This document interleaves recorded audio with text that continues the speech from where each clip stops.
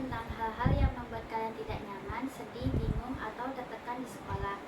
Bisa soal teman, pelajaran, guru, keluarga, atau hal lain yang kalian alami sehari-hari. Sebelumnya, perkenalan dulu ya. Dari kakak dulu. Perkenalkan, nama kakak Nur Wahidatul Fadilah, biasa dipanggil Fadil. Sekarang kalian boleh kenal satu-satu. Masing dari mana? Oh, dari sini dulu ya, boleh. Perkenalkan, saya Daud Dena Binti Marlin, biasa dipanggil Amin. Nama saya Ratila Revita Dia, bisa dipanggil Ira. Perkenalkan, nama saya Sophia Kamilina, bisa dipanggil Sarah. Perkenalkan, nama saya Julia Mandala Adina, bisa dipanggil Lina. Perkenalkan, nama saya Nabil Binti Sofila, bisa dipanggil Binti.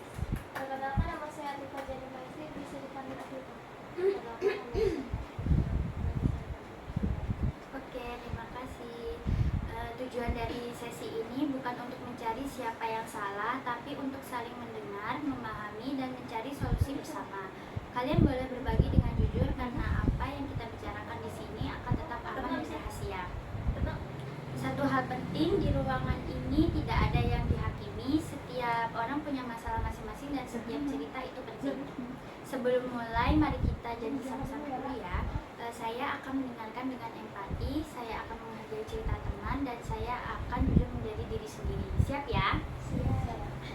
Oke, kita kumpul di sini bukan untuk dinilai, tapi untuk saling berbagi. Semua yang kita bahas hari ini tidak akan keluar dari ruangan ini ya. Jadi kalian aman untuk bicara jujur. Kita mulai dari pertanyaan simpel dulu. Apa sih hal paling bikin kalian stres atau nggak nyaman di sekolah? Siapa yang mau mulai duluan? Saya Kak, Ya, boleh. abang saya sedang stres. Kenapa? Karena sekarang ngerasa teman-teman kayak jauh. Dulu saya sama dia itu kemana-mana bareng, tapi sekarang udah sering sama di kawan saya jadi merasa sendiri.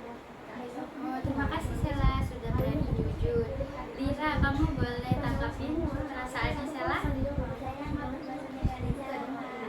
Cuman apa mulai SMP yang tengah, jadi saya merasa bersalah dengan salah cerita. Dalam pertemanan kadang perubahan wajar terjadi, tapi kalau tidak dikomunikasikan bisa timbul salah paham. Bagaimana kalau nanti setelah sesi ini kalian saling ngobrol dari hati ke hati ya?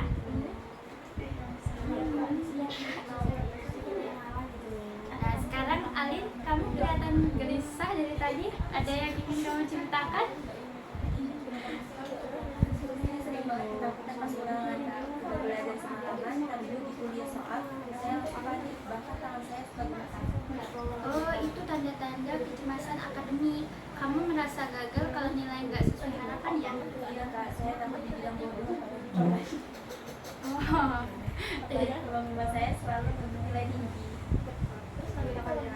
tekanan dari rumah juga bisa menambah kecemasan. Nanti kakak bantu kamu latihan teknik relaksasi dan juga komunikasi dengan orang tua. Kita harus bantu mereka paham bahwa proses belajar itu bukan cuma soal angka, oke? Kak, saya pengen cerita. Saya merasa nggak punya pasangan. Kak, saya takut ngobrol sama orang yang tidak ada bakat. Kalau dikasih guru, saya bisa deg-degan parah.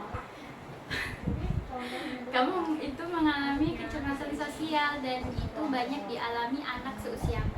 Kita bisa mulai dari membangun rasa aman dulu. Nanti kakak ajarkan cara menjalin obrolan sederhana dan percaya diri di depan kelas. Mau pelan-pelan dicoba?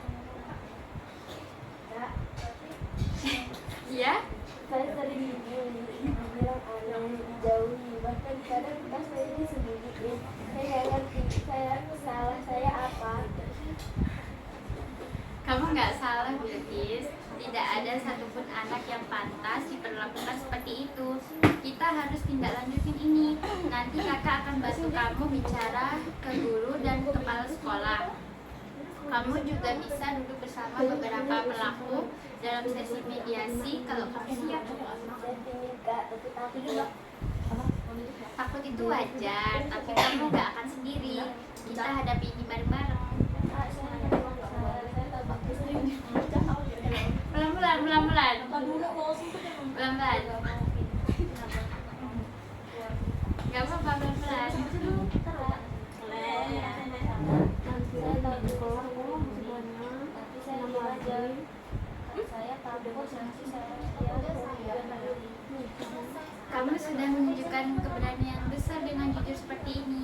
diam bukan berarti sehat ya, tapi sekarang kamu punya kesempatan untuk berubah.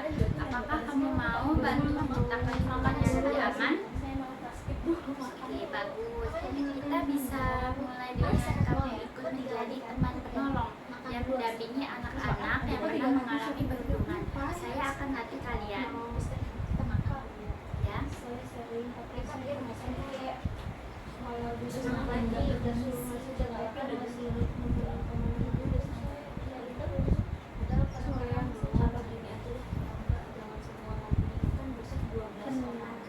Oke, itu berarti kamu perlu belajar asertif. Asertif itu artinya kamu bisa bilang tidak tanpa harus marah atau menyakiti orang lain. Mau belajar teknisnya? Oke, kamu bisa mulai dengan kalimat seperti maaf, aku nggak bisa bantu sekarang karena aku lagi ada tugas. Kita bisa latihan skenario baru nanti.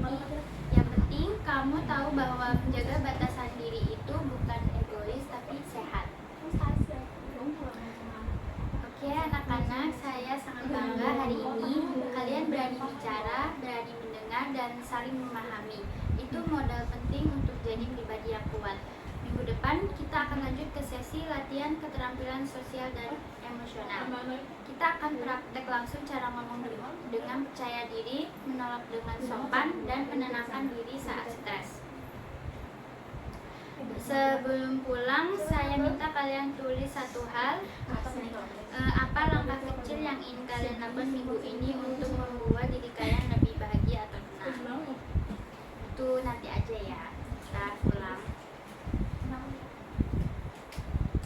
Oke, alhamdulillah, terima kasih banyak buat kalian semua. Hari ini kalian sudah luar biasa berani. Kalian tidak hanya menceritakan masalah pribadi, tapi juga menunjukkan empati dan kepedulian terhadap satu sama lain.